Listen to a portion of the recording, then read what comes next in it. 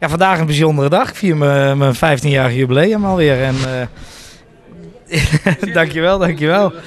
Dus ja, uitgerekend vandaag hier staan is natuurlijk te gek. En ja, we zijn heel druk bezig met voorbereidingen voor mijn eigen live concert wat we gaan doen. En er komen weer leuke dingen aan. Nou ja, goed, het is eigenlijk nooit de bedoeling geweest om te gaan zingen. Het is allemaal toevalligerwijs zo gelopen. En ja, ik kwam bij mijn ouders in de kroeg te werken en ja, dan pakte ik wel eens de microfoon. Een kennis van ons die vroeg aan mij of ik bij hun in de zaak wou optreden. Nou ja, vandaag precies 15 jaar terug. En ik zeg, ja, ik kan nog in een half uur vullen.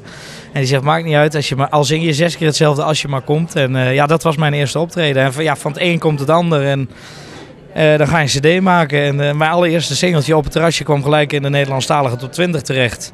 Ja, dan gaat het balletje een beetje rollen. En ik ben er heel blij mee als ik terugkijk op de afgelopen 15 jaar wat ik allemaal heb mogen doen en kunnen doen. Ja, super. Nou ja, ik vind überhaupt dat ik dit mag doen is fantastisch. En dat je het al zo lang mag doen, dat is geweldig. Ik hoop dat ik er nog heel wat jaartjes bij aan mag plakken. Maar ja, het moet je gegund worden. En ik heb in de loop der jaren een hele leuke groep fans opgebouwd. En steeds meer mensen leren nog steeds Stef Eckel kennen. En er zijn nog altijd mensen die me niet kennen. En dat vind ik het leuke. En ja, de groep wordt steeds groter, gelukkig. Ja.